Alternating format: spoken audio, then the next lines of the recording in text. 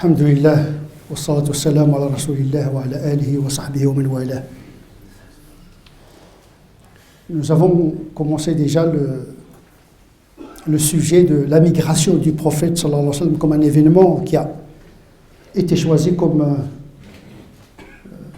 le début de la datation, le début du calendrier musulman. Nous avons souligné que cet aspect, c'est un aspect, je dirais, plus administratif que culturel, puisque Omar ibn Khattab, lorsqu'il a choisi ce calendrier, c'est pour des raisons d'administration de l'Empire. Et donc il ne s'agit pas, dans le calendrier musulman, d'une quelconque portée culturelle et religieuse dans le sens strict du terme. Puisque le calendrier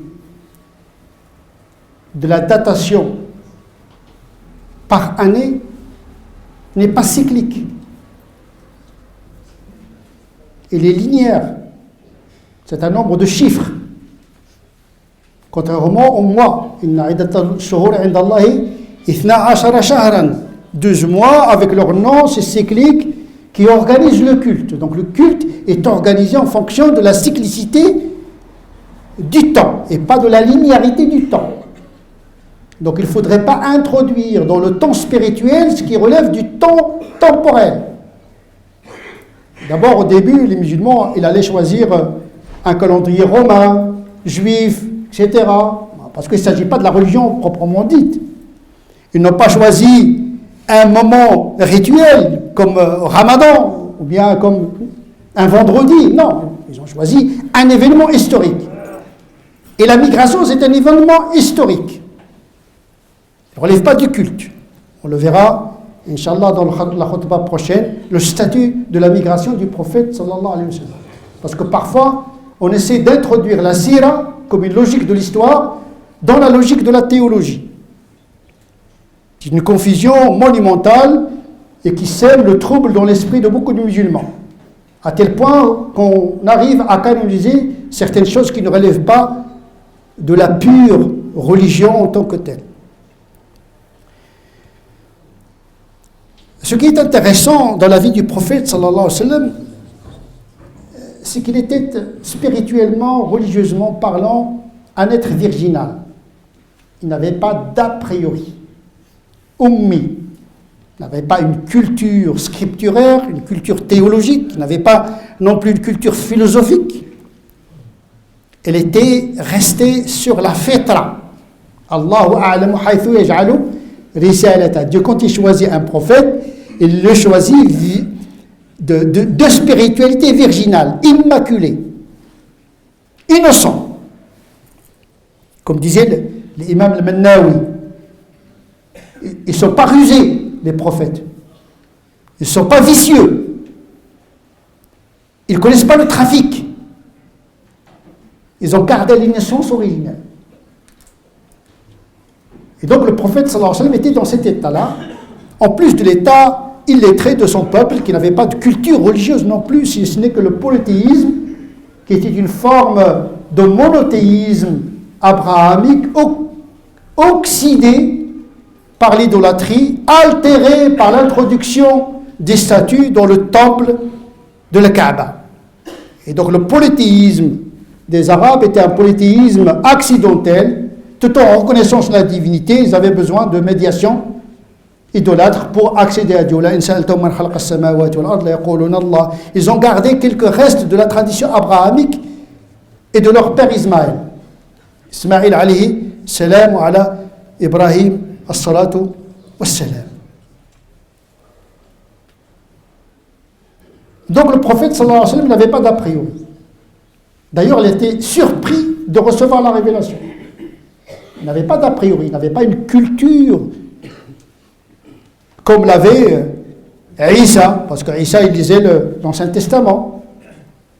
Tous les prophètes d'Israël avaient une culture religieuse. Donc ils savaient qu'est-ce que c'est qu'un prophète, qu'est-ce que c'est qu'un nabi, etc. Le peuple arabe n'avait pas cette culture religieuse, monothéiste.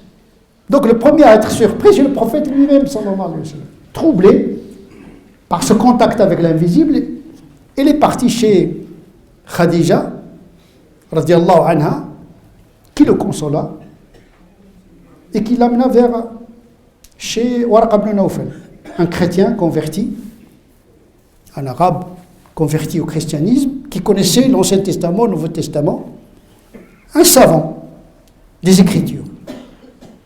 Lorsque le prophète lui a exposé les symptômes, les signes, lorsqu'il a évoqué le mot de Gabriel, Waraq ibn Nawfal était tout étonné parce que le mot Gabriel n'existait pas dans cette culture de la Mecque. Il lui a confirmé qu'effectivement tu as reçu la grande loi, an-namusul a'zam. La loi, c'est-à-dire la révélation dans ce sens-là. Ce qui est remarquable, c'est que non seulement Waraqa, il lui a annoncé, il lui a approuvé, il lui a confirmé la prophétie, mais il a dit attention. Il a même formulé un regret. Il a dit malheureusement, je ne serai pas jeune. Si au moins j'étais jeune pour te supporter lorsque ton peuple te chassera. Voilà le deuxième coup que le prophète a reçu après la révélation, c'est l'exil. Mais comment? Le prophète était étonné parce qu'il était aimé par son peuple. On l'appelle le véridique. C'est celui qui gérait les conflits. Quand il y a un conflit à la Mecque, eh bien on se référait à lui, sallallahu alayhi wa sallam. Donc il était surpris. Comment on va me chasser? Je n'ai jamais menti, etc. Parce que tout simplement, il n'avait pas l'expérience de la prophétie. Ce n'est pas une question de véridicité, de bonté, etc. Ce n'est pas ça. Même si Dieu envoie un ange pur de tout défaut, il sera chassé, pourchassé, combattu. Même si ces dieux se manifestent, ils ne vont pas le reconnaître. Il y a des gens qui sont capables de mentir devant Dieu même le jour du jugement dernier. Dieu leur dit, est-ce que mes anges, ils ont triché? Voilà votre registre. Non, ils ont triché. Ils ont un culot. Pas possible. Celui qui ne croit pas à l'invisible, même s'il le voit, il risque de renier la vérité. Donc le dévoilement ou le voilement, même les miracles, même si on montre le miracle à quelqu'un qui n'est pas prédisposé à croire, eh bien le miracle ne va que le repousser de la foi. Ce qui nous a empêché, Dieu dit, ce qui nous a empêché d'envoyer des miracles, c'est que les peuples auparavant n'y ont pas cru. Donc ce n'est pas la peine de multiplier les miracles pour des gens qui ne sont pas prédisposés à croire. Et donc le prophète était surpris de cette prophétie qu'il allait être chassé. Effectivement, il fut chassé. Lorsque ton peuple complote à ton sujet pour t'enchaîner, pour te tuer, pour t'exiler, il complote.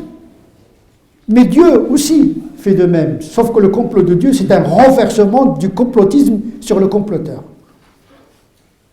Le complot de Dieu, ce n'est pas le vice. C'est faire subir au comploteur l'effet et les conséquences de son complot. C'est un effet mécanique. Celui qui fait le bien, c'est pour lui-même, il en bénéficie. Celui qui fait le mal, c'est le premier à être impacté, c'est le malfaisant. Faites ce que vous voulez, vous aurez la récompense que vous méritez. C'est à vous de choisir votre destin moral. Étant sans connaissance religieuse, le Coran ne fut pas révélé d'un bloc comme la Torah. La Torah a été révélée d'un bloc.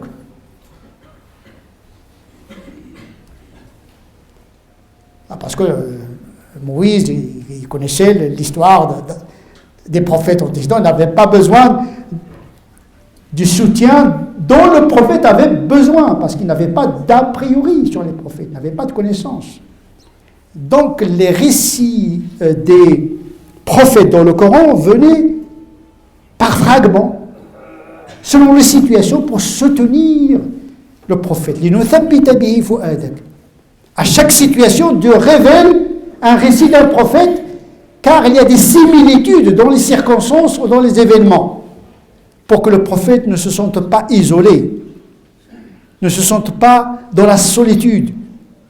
Et le Coran, de le soulager, de le consoler, si on a renié des prophètes, si on t'a renié, on a renié des prophètes avant toi, ce n'est pas une nouveauté. Ne te sens pas seul dans cette aventure. Et donc le prophète doit assumer son destin, doit affronter, mais pas tout seul. Il y a la révélation. Bien sûr, la révélation, il nous révèle Dieu, parce que le contenu de la révélation, c'est de faire connaître Dieu, ses enseignements. Mais il a une autre fonction, celle de soutenir, de revigorer le cœur du prophète sallallahu alayhi wa sallam. Il a besoin de ces doses répétées de la révélation.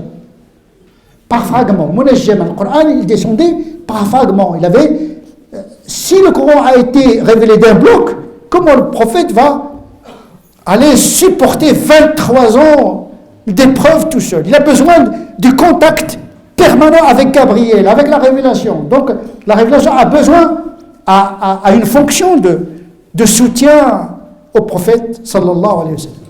Nous comprenons dès lors pourquoi il y a cette récurrence dans le récit de Moïse avec son peuple. Parce qu'il y a des similitudes. Moïse, il a subi l'exil également avec son peuple, par le miracle. Il a traversé la mer Rouge, il a frappé le bâton avec le bâton. Donc le salut de Moïse et de son peuple a été fait par un miracle surnaturel. Il a brisé la connexion logique des événements de la nature.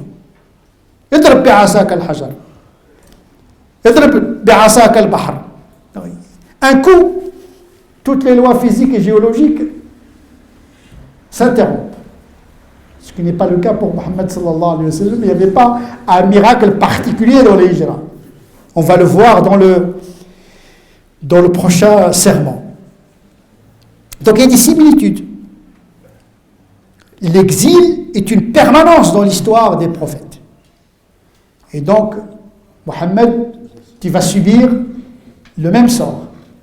Donc il y a une préparation psychologique et spirituelle et morale du prophète. Il avait besoin de ça. Tu as failli t'incliner vers eux. Vous savez, la faiblesse humaine n'est pas un ange, le prophète sallallahu alayhi wa sallam. Sa fragilité fait sa force.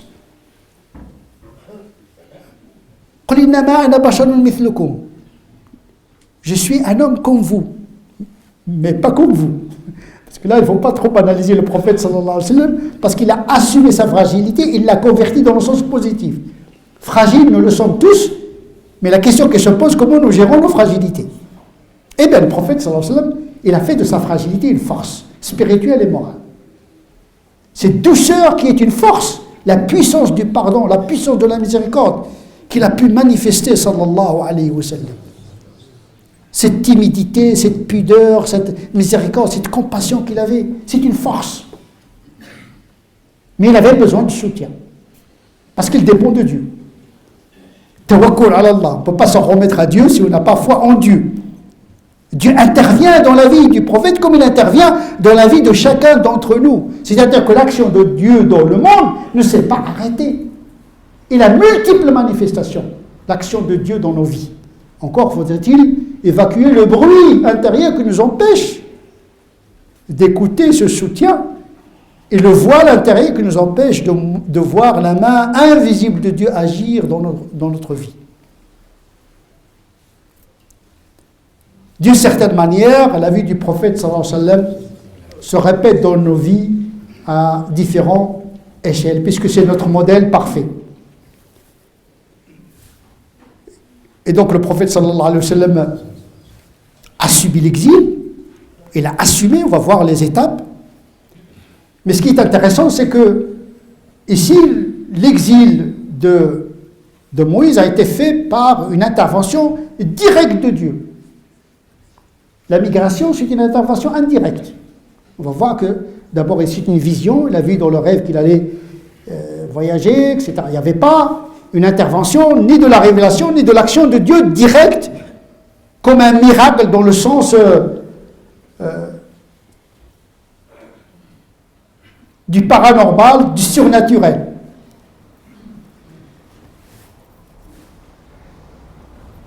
Et le prophète sallallahu alayhi wa sallam, lorsqu'il a fait sa migration, il est arrivé à Médine, Rabi' al-Awwal, alors que Muharram, c'est le début du calendrier de l'Hégire. Normalement, on doit commencer Rabi' al-Awwal, mais on a choisi Muharram comme premier mois de l'année de l'Hégire, parce que disent les savants, c'est lors de Muharram qu'il a décidé de migrer. Et dans le même Muharram, Dieu a sauvé Moïse et son peuple de la tyrannie du pharaon. Une forte coïncidence entre l'événement de la Hijra et l'événement de l'exil de Moïse et son peuple. Et quand il est arrivé après l'exil à Médine, il a remarqué que les Juifs jeûnaient à Ashura, c'est-à-dire le 10e jour de Muharram. Et le prophète dit dire pourquoi il jeûne. Il n'avait pas d'a priori de l'Ancien Testament, il apprend. Mais il a la confirmation de la révélation. C'est-à-dire qu'il croit ce qu'il y a dans l'Ancien Testament à condition qu'il soit confirmé par la révélation. Il faisait confiance a priori, puisque le Coran lui-même lui dit de faire confiance à ce qu'il y a dans la Torah. Fiha hukmullah. Donc, et même quand le prophète il veut juger entre les Juifs à Médine, il appliquait sur eux la Torah. Fiha hukmullah. Il y a la loi de Dieu dans la Torah, mais qui s'applique au peuple d'Israël. Et le tahrif dont parlent beaucoup de musulmans, la Torah est falsifiée, l'évangile est falsifié, il faut relativiser ce type d'assertion gratuite. Si Dieu dit que dans la Torah il y a hukmullah, fiha hukmullah, tu ne vas pas me dire que toute la Torah est falsifiée. Ce qui est falsifié, c'est l'interprétation. C'est l'interpolation, parce que dans le texte, il y a le commentaire. Contrairement au Coran, il n'y a que la parole de Dieu. Dans la Torah, il y a la parole de Dieu, il y a également parfois une introduction du commentaire des commentateurs. L'évangile également. وَلْيَحْكُمْ أَهْلُ الْإِنْجِيلِ بِمَا أَنزَلَ اللَّهُ فِيهِ. Dieu dit que dans l'évangile, que les gens de l'évangile pratiquent ce que Dieu a révélé dans l'évangile. Ça veut dire que dans l'évangile, il y a la parole de Dieu, mais il y a des commentaires qui parfois altèrent le sens.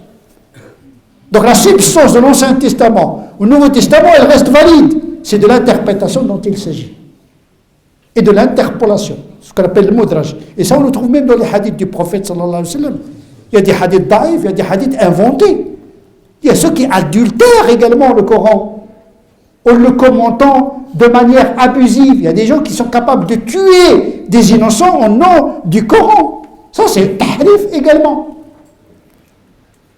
Et donc, il y a une reconnaissance du judaïsme. La preuve, c'est que le prophète, sallallahu alayhi wa sallam, quand il a vu que les Juifs jeûnaient ce 10e jour, il a dit « Je suis le plus à même à me revendiquer de Moïse ». Il a jeûné ce jour-là, il a recommandé aux musulmans de le jeûner. Donc, théologiquement parlant, on ne peut pas taxer le musulman d'antisémite. On ne peut pas. C'est impossible. C'est-à-dire que les musulmans, ils jeûnent le jour où Dieu a sauvé Moïse, mais ils ne jeûnent pas le jour où Dieu a sauvé Mohammed sallallahu alayhi wa sallam. Parce qu'on ne jeûne pas pendant les Hijra. Eh bien, c'est le même événement. Mais parce que le prophète a voulu que son message soit modeste. Le prophète sallallahu alayhi wa sallam n'aimait pas cette arrogance. Parce qu'il considère que la force est dans la modestie et l'humilité. Dès qu'on est arrogant, on devient dans une logique de suprémaciste, de racisme, de haine. On prend les gens par le bas et pas par le haut. C'est ça la force du message du prophète parce que c'est à l'image de la personnalité du prophète sallallahu alayhi wa sallam. Vous savez, la loi révélée, elle correspond au profil du prophète en question. Moïse était très dur. Et oui, il doit affronter un contexte dur, bien, il ressemble à sa loi qu'il a reçue.